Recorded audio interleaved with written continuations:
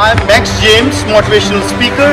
You know about that, the different interview, different topics and motivational speaking, knowledgeable video. You know, everything you get from our channel. हमारे channel पर आपको बहुत सारी चीजें मिलेंगी. Mostly for the youth, you get all the topic and get from motivation from our channel.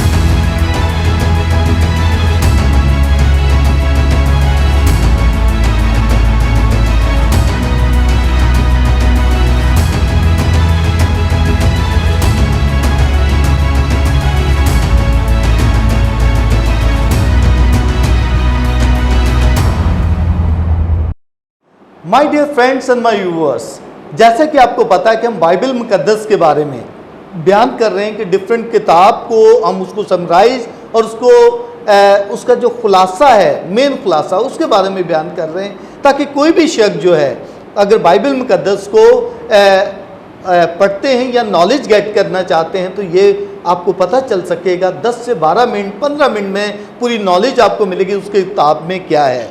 इसमें total जो ये गिनती की किताब है, और गिनती की किताब क्यों इसे कहते हैं, ये वो है जो 40 साल मूसा ने बनी इसराइल को बियाबान में जो सफ़र था उसमें जो मर्दमशुमारी हुई, जो उनकी गिनती हुई, कितने लोग थे जो शुरू हुए, कितने आखिर तक रहे, और उनकी 2 दफ़ा मर्दमशुमारी वहाँ हुई। मैं समझता हूँ कि दुनिया में जो मर्दमशुमारी जो स्टार्ट हुई ये बनी इसराइल की वही गिनती की किताब से ही शुरू हुई। उसके बाद गिनना शुरू हुए कि कैसे मर्दमशुमारी की जाती है, और आज पूरी दुनिया में जो मर्दमशुमारी की जाती है, जो गिनती की जाती है या जो किया जाता है, ये इसी से लिया गया है कि हम गिन सकें। ये 40 साल जो मूसा ने मुल्क मिस्र में वहाँ पर इनको निकाला और बियाबान में रहे, उसी के बारे में बयान है। तो आज हमने फिर पास्टर जी को बुलाया, पास्टर जेम्स को। हम उनका थैंक्सफुल हैं कि वो हमेशा हमारे साथ तावन करते हैं और खुदा के कलाम के बारे में ज़रूर वो कोशिश करते हैं कि उसके बारे में बयान किया जाए। तो हम वेलकम करते हैं पास्टर जी को। पास्टर जी वेलकम, कि आज गिनती की किताब के बारे में हम ये सारा सुनेंगे, हमारे व्यूअर जानेंगे कि क्या है उसमें। Thank you very much for inviting me in this channel. तो मैं बहुत शुक्रगुज़ार हूँ कि आपने मुझे इस चैनल में गिनती की किताब के हवाले से बयान करने के बारे में बताया। तो ये गिनती लफ्ज़ एक आम फहम लफ्ज़ है। हम गिन से गिनती यानी गिनो, तो इससे गिनती। तो गिनती की किताब जो चौथी किताब है, इसका मौजू है बियाबान में आवारगी। यानी ये बियाबान में आवारा फिरते रहे 40 साल तक का सफ़र, जिसका इसमें ज़िक्र आता है। तो पहली गिनती खरूज की किताब उसका 38वां बाब और 26वें आयत में पहली गिनती वहाँ पे हुई, और उस वक्त जब गिनती हुई तो उनकी तादाद 6,03,500 थी। पहली गिनती उनके खरूज की किताब में होती है, और जब उनकी गिनती होती है तो गिनती में हमेशा 20 साल और 20 साल की ज़्यादा उम्र के लोगों को शामिल किया जाता है। इसमें छोटे बच्चों को गिनती में शामिल नहीं किया जाता क्योंकि उनका असूल था। तो गिनती की किताब में बनी इसराइल की 2 दफ़ा गिनती करवाई गई, और गिनती करवाने का असल में मकसद ये होता है कि हम कितने हैं, क्योंकि इसमें बहुत से लोग बियाबान में पैदा भी होते थे और मरते भी थे, बढ़ते भी थे और कम भी होते थे। लेकिन गिनती की किताब में गिनती की किताब को लिखने का मकसद ये था कि हमें पता चले कि हम कितने हैं। और सेकंड ये है कि जब गिनती की जाती है तो उसमें ये अंदाज़ा भी लगाया जाता है कि हम में कितनी पावर है, क्योंकि लोगों के हिसाब से ही पावर होती है।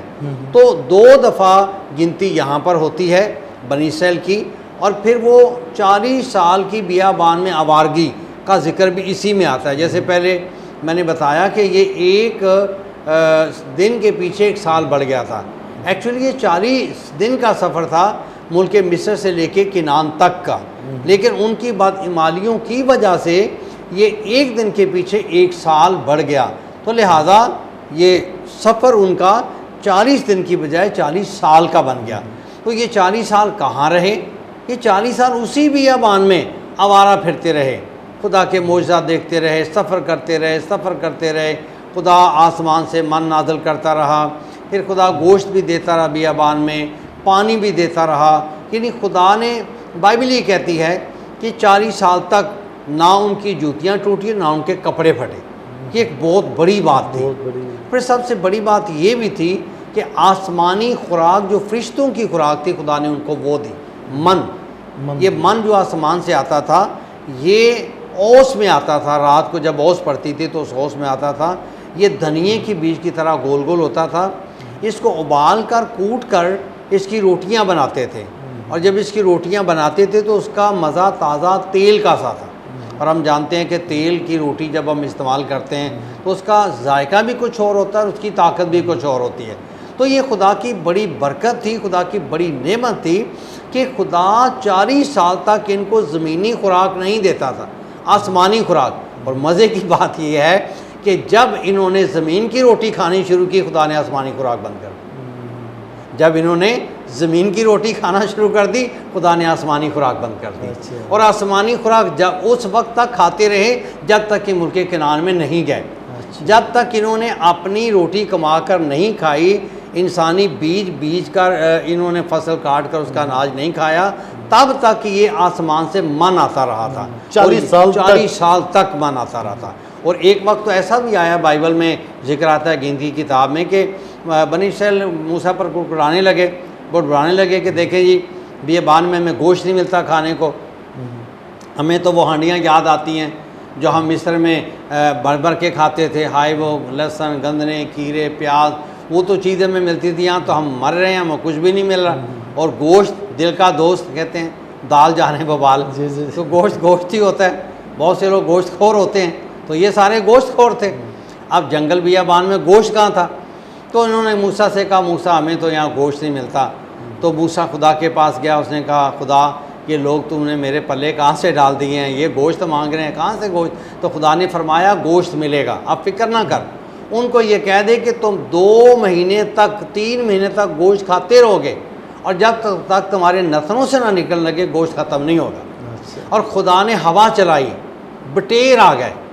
और बाइबल कहती है कि 2.5 हाथ बटेर इनके खैमों के साथ, बटेरों पे बटेर चढ़ गए, उड़ते ही नहीं थे। अगर हम बटेर को पकड़ने की कोशिश करें शिकारियों की, तो मुझे ये पता है कि इसको पकड़ना कितना मुश्किल है। मैंने देखा कि जब बटेर को पकड़ते हैं तो ये एक सिरे से दूसरे सिरे पर एक रस्सी लगा देते हैं, आगे जाल लगाते हैं, और रस्सी को यूँ आगे आगे आगे करते जाते हैं, और वो बटेर डरते डरते उस आगे की तरफ निकलते हैं जहाँ जाल लगा होता है। तो ये फिर उस जाल में जाके फंस जाते हैं और उनको बटेर को पकड़े। बटेर का गोश्त बहुत लजीज और बहुत महंगा तरीन गोश्त है। यानी गरीब आदमी सोच सकता है कि मैं बटेर का गोश्त खाऊं, वो खा नहीं सकता, इतना लजीज गोश्त था। और खुदा ने कहा कि तुम एक पूरा महीना ये उड़ेंगे नहीं, खाते जाओ। और बाइबल कहती है कि वो इतने बेसब्र थे, उन्होंने कच्चा ही खाना शुरू कर दिया। तो खुदा ने इनको सजा दी, उन्होंने कहा भी कम से कम पका के तो खाओ, इतने बेसब्रे हो गए हो। तो खुदा ने बियाबान में इनको बटेर का गोश्त दिया जो 1 महीने तक इनके पास ख़त्म नहीं हुआ। तो ये खुदा की बड़ी बरकत। ओके, तो ये जो गिनती की किताब में जैसे कि बताया गया कि 2 जो मरदमशुमारी हुई, एक आप कह रहे हैं कि पहली होगी, दूसरी मरदमशुमारी यहाँ पर 2 दफ़ा हुई। 2 दफ़ा हुई एक्चुअली पूरी पुराने यादनामे में 4 दफ़ा गिनती हुई है। चौथी दफ़ा दाऊद ने करवाई थी, दूसरे सैमुएल 24वां बाब में, जिसकी उसको सज़ा भी मिली थी। चौथी दाऊद ने करवाई थी। पहली खरूज में हुई, 2 मरदमशुमारी गिनती की किताब में हुई, और चौथी मरदमशुमारी दूसरे सैमुएल 24 बाब में दाऊद ने करवाई थी। तो इस तरह से 4 मरदमशुमारी बनी इस्राएल की 4 दफ़ा हुई। और एक दफ़ा खुदा यीशु मसीह के दौर में भी जब वो पैदा हुआ था तो वो तो न्यू टेस्टामेंट में आती है। जी, वो न्यू टेस्टामेंट में आती है। ओल्ड टेस्टामेंट में 4 ओल्ड टेस्टामेंट और एक न्यू टेस्टामेंट कैसर गुस्तस के दौर में। तो टोटल 5 बनी इस्राइल की मरदमशुमारी 5 दफ़ा मरदमशुमारी हुई। पुराने अहदनामे में 4 मिलती है और एक न्यू अहदनामे में मिलती है जब खुदा यीशु मसीह पैदा हुआ। जी, क्योंकि उस वक्त गए दाऊद के शहर में। जी, वो मरियम मुकद्दस यूसुफ और मुकद्दस मरियम, ये दोनों ही अपने नाम आबाई ख़ानदान में वो लिखवाने के लिए गए थे जी। और वहाँ ही खुदा का इंतज़ाम ये था कि वज़ा हमल का वक्त आ पहुँचा ओके। और वहीं पर खुदा यसुम मसीह शर्री में पैदा हुए। तो वो 5वीं इसम नवीसी थी ओके। जो कैसर अगुस्तस के दौर में लूका की इंजील के दूसरे बाब में होती। ठीक है, okay my dear, thank you so much. Pastor ji ने बहुत ज़बरदस्त तरीके से गिनती की किताब के बारे में, जिसको नंबर की किताब भी कहा जाता है, बहुत कुछ उन्होंने बताया, जो आपको समराइज तरीके से बताया कि ये 40 साल का सफ़र के दौरान वो क्या कुछ खुदा ने उनके साथ उनको अता किया, क्या कुछ दिया, और उनकी 2 दफ़ा गिनती हुई और किस तरीके से ये मरदमशुमारी का आगाज़ हुआ। एक दफ़ा पुराने अहद में बता रहे हैं 4 दफ़ा और एक दफ़ा न्यू अहद में हुआ, टोटल 5 दफ़ा। और मैं समझता हूँ कि हमें नॉलेज जो मिली है, हम बहुत कुछ यहाँ से सीख सकते हैं। माय डियर, अगर मेरे इसी चैनल में इसी तरीके से साथ साथ रहेंगे, हमेशा इंतज़ार करें, आपको बाइबल की हर किताब के बारे में बयान किया जाएगा और पास्टर जी ने बहुत अच्छे तरीके से इसे बयान किया। Thank you so much.